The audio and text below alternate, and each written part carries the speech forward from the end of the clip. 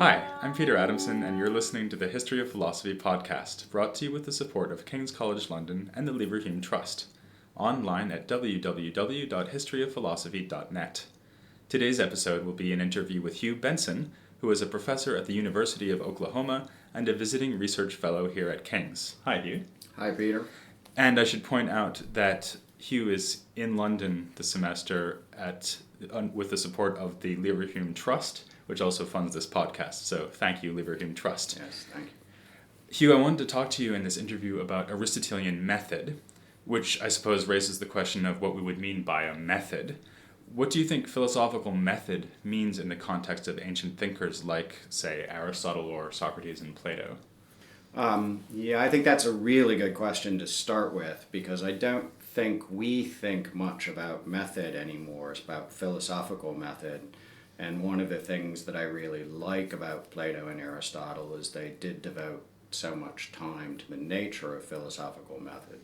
I suppose I enjoy thinking about what I'm doing more than doing it, and fortunately they did it and thought about what they were doing. But I think because they are concerned with method, I think there are some distinctive features about their concern. One of those distinctive features, I think, is that they, even though they recognized that there were a variety of philosophical activities, they thought of philosophy as primarily the search for knowledge or wisdom. And so for them, the philosophical method was really the method of acquiring knowledge or searching for knowledge. And so we might call it philosophical inquiry. And the other distinctive feature is perhaps as a result of that they saw philosophy as a search for knowledge, that they didn't think of philosophical inquiry as distinct from other forms of inquiry, like scientific inquiry or other sorts of inquiry. They thought of philosophical inquiry as the search for knowledge, maybe knowledge in all caps, or robust knowledge, or understanding, but knowledge, as Aristotle sometimes calls it, knowledge hoplos, full stop. And so that's what they were concerned about. And then when one looks at Aristotle, one sees that he has a variety of methods in mind when he's talking about philosophical inquiry. In the posterior analytics, which I know you've talked about already, he seems to talk about demonstration as a potential method of inquiry. In the topics, he seems to talk about dialectic as a method of inquiry. At the end of the posterior analytics, and then throughout various treatises, he talks about induction or epagoge, some kind of method based on the senses as a method of philosophical inquiry. And then in the metaphysics, especially and also in other places, he talks about the aporetic method, a method that's sort of based on going through the puzzles on a given subject matter. Because the word aporia means puzzle or problem. That's right. And it's sort of centered in Socratic philosophy, as many of your podcasts mentioned. So speaking of Socrates, one thing I wanted to ask you is, if we're thinking about inquiry, I guess an obvious place to begin thinking about inquiry is, how does an inquiry begin? Right. And Socrates, or at least Plato's version of Socrates, seems to have thought that this was a really difficult puzzle, that if you don't know anything, then you might be paralyzed and unable to begin. Do you think that that's actually a good puzzle? Is that a good place to start from when we're thinking about inquiry? I'm not sure I think it is. I think certainly Plato and Aristotle were worried about beginnings. The Greek for that is probably arche, and archai and arche, the singular, the plural and singular, are all over Aristotle and Plato's talks about method. In fact, I think one of the ways that Aristotle distinguishes between those methods that I mentioned earlier is by distinguishing between the different starting points of the method. I think Aristotle was aware of Meno's paradox. He refers to it in the posterior analytics, although I think he's actually worried about a different problem there than actual paradox. And part of Meno's paradox is indeed, how do we begin? But I think we have to be careful in focusing on beginnings with Aristotle and Plato. We need to be careful that we don't take them to be some sort of Cartesian foundationalist, and that they're looking for infallibly certain foundations to begin with. I think instead their worry about beginnings has to do with a worry about devising a kind of systematic, reliable method of inquiry. And one way I think about this is a picture. I have this image of playing catch with a golden retriever. When you play catch with a golden retriever, you throw the ball out in the field, the golden retriever sees the ball, comes right back, tail's wagging, it's flourishing in the Aristotelian terms of flourishing. Life couldn't be any better for the golden retriever.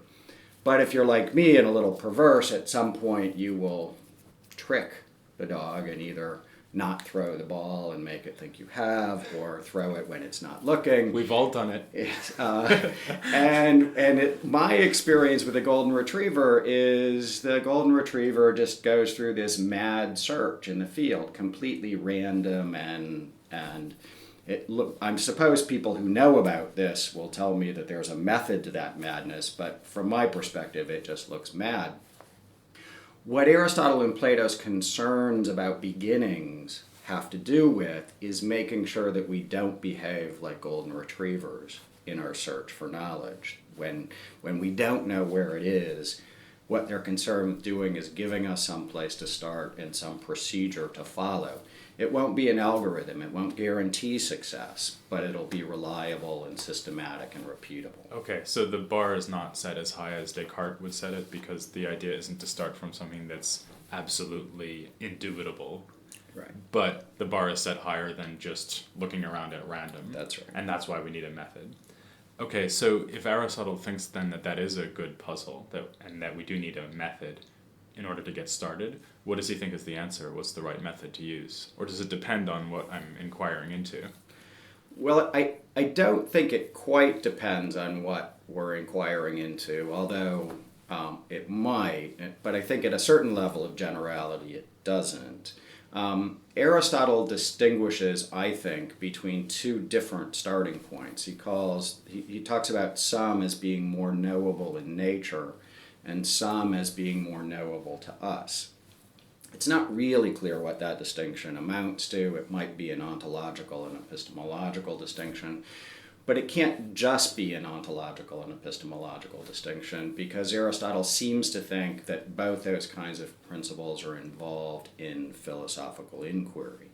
And in fact, we can sort of now look back at those four methods. If you think of demonstration, the starting points of demonstration demonstration is a kind of deductive system, and its first principles for Aristotle have these really special properties. They're true, they're primary, they're immediate, they're better known, they're prior, they're explanatory, they're necessary. Those all look like something that's knowable in nature. Those look like Aristotelian first principles in the sort of strong sense of first principles. And that's what distinguishes demonstration from some of these other methods. Induction, for example, its beginnings, its starting points or first principles look more like sensations or perception. Aristotle has an account of how one arrives at he thinks, how one arrives at demonstrative first principles in the last chapter of the second book of the Posterior Analytics. Dialectic, too, looks like it might be a way to first principles, those first principles of demonstration, but its starting points are things like endoxa, which it's difficult to know exactly what that means, but a fairly reasonable translation might be reputable opinions.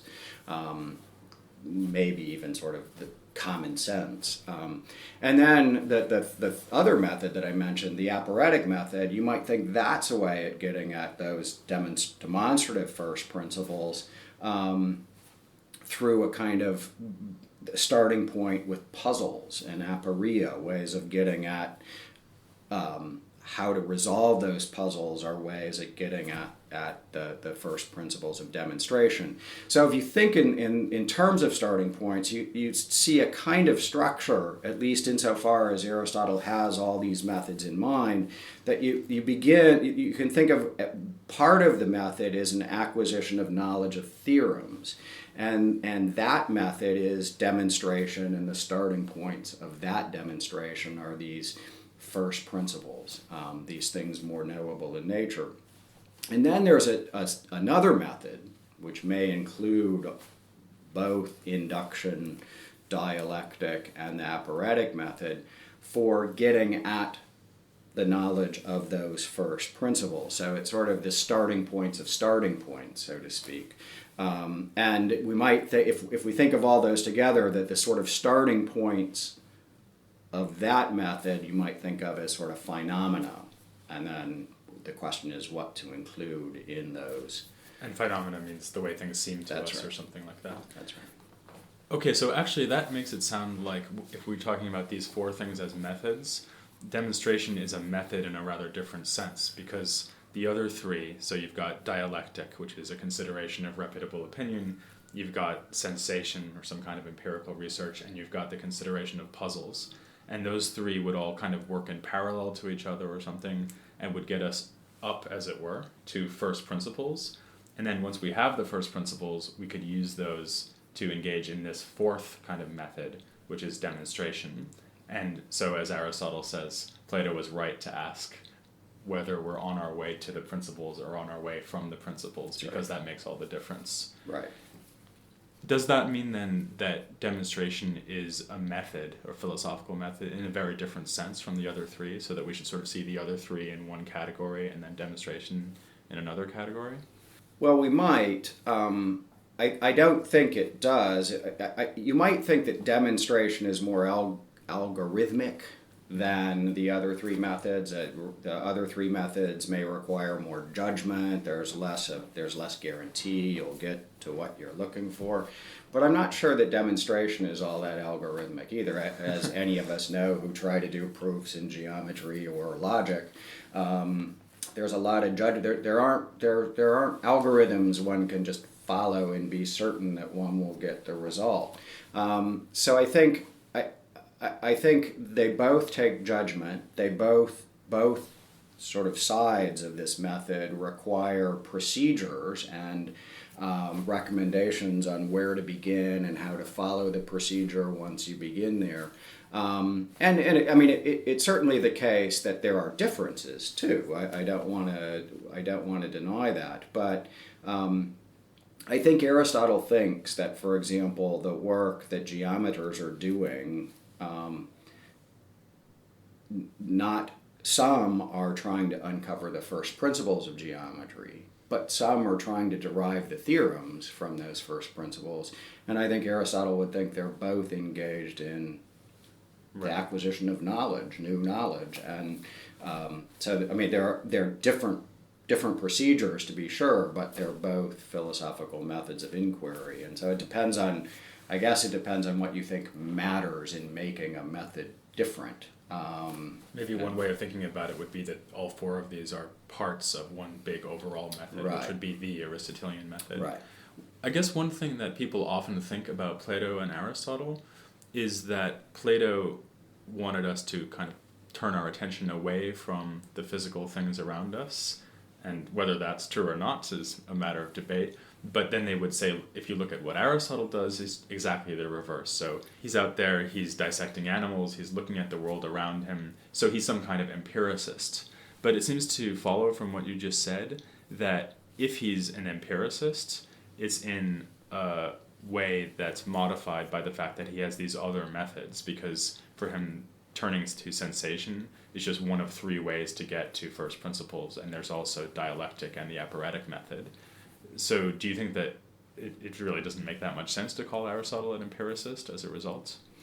Well, I think Jonathan Barnes calls empiricism or empiricist a slippery word. I think he's right about that. I think it depends on what one means by an empiricist. If what you mean is Aristotle spends a lot of time and energy talking about the role of the evidence of the senses in knowledge acquisition. I think that's certainly true. He devotes a lot of attention in the treatises to how sensation or perception plays a role in knowledge acquisition, much more than Plato, I think, even though I think Plato thought the evidence of the senses did play a role in knowledge acquisition. Aristotle seems to at least be filling that out in considerable more detail. He also finds fault with people who don't seem to pay enough attention to the senses, a lot in the Aristotle, that is, in the treatises. So I think he certainly in the sense of devoting attention to the evidence of the senses, Aristotle is more of an empiricist than Plato in that sense, for sure. But I think you're right in terms of asking what the role of the evidence of the senses is in the method of inquiry.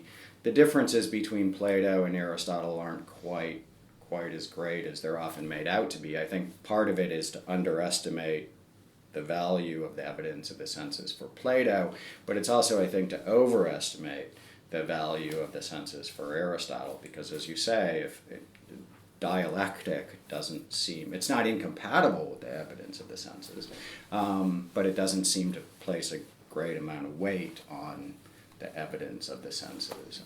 Maybe it goes back to something you said earlier, which is that he talks about trying to be true to the phenomena, and for him that doesn't just mean things that you can see or experience, the way someone like Hume or Locke might think of experience. It could also mean things people say, things people do, things people tend to think about these subjects, and he tends to think about sense experience as being somehow in parallel with that kind of information, and it kind of all goes into one big batch of phenomena which we can use to generate inquiry.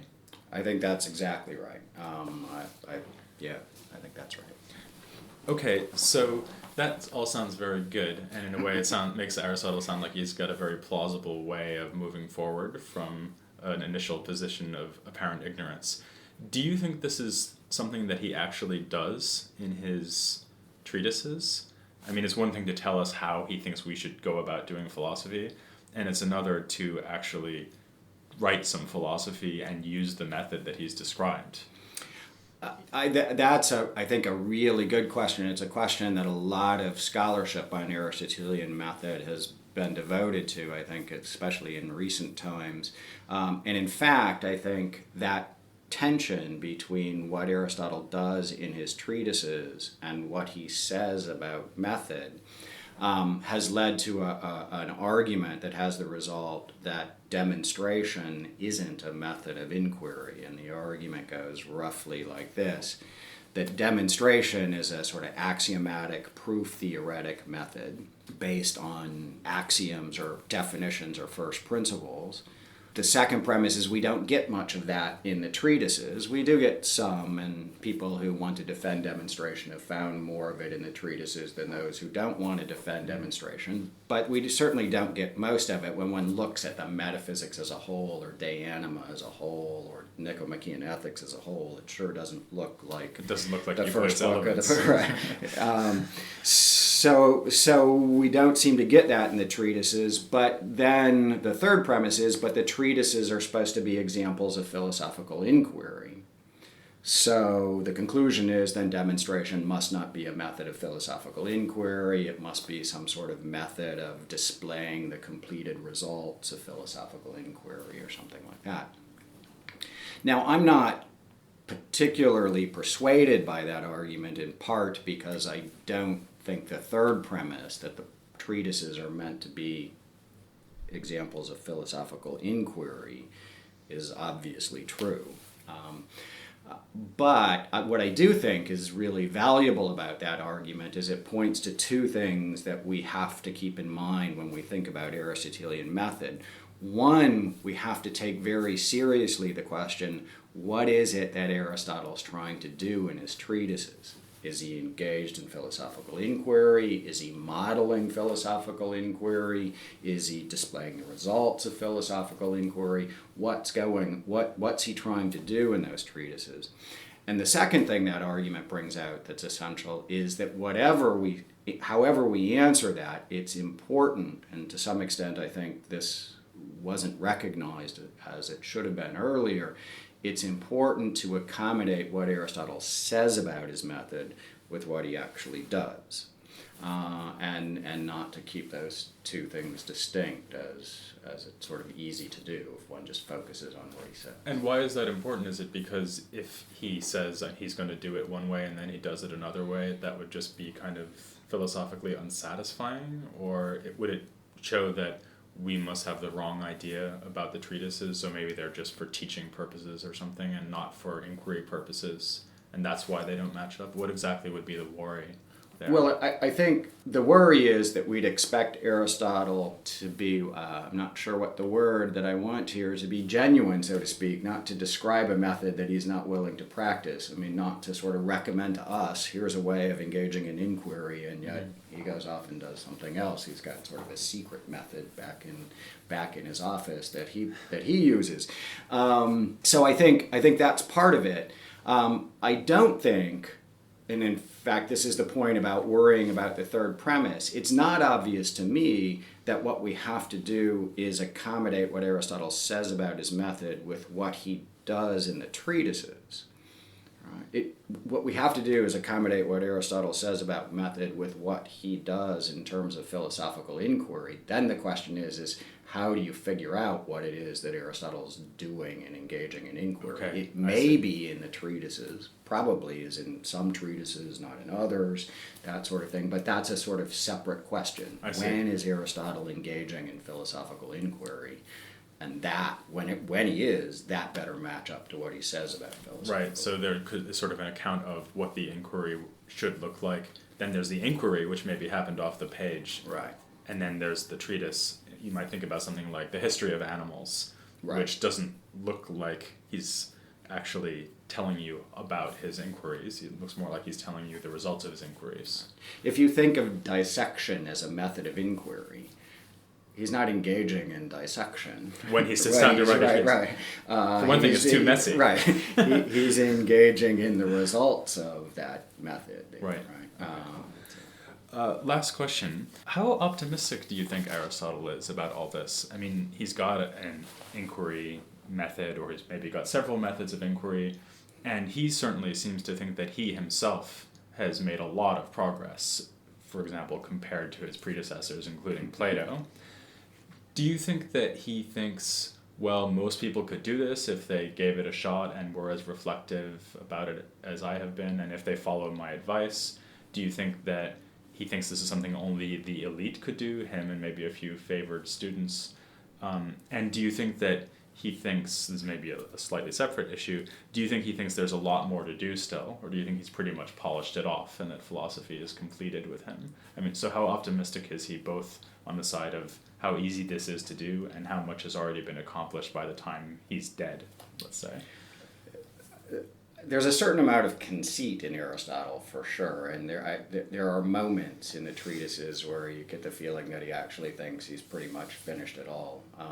But I think most of the time he doesn't feel that way. He thinks there's a lot of work to be done. He certainly thinks that it's very hard to do. I think he agrees with Plato that it's a long and difficult road to acquire this knowledge. I think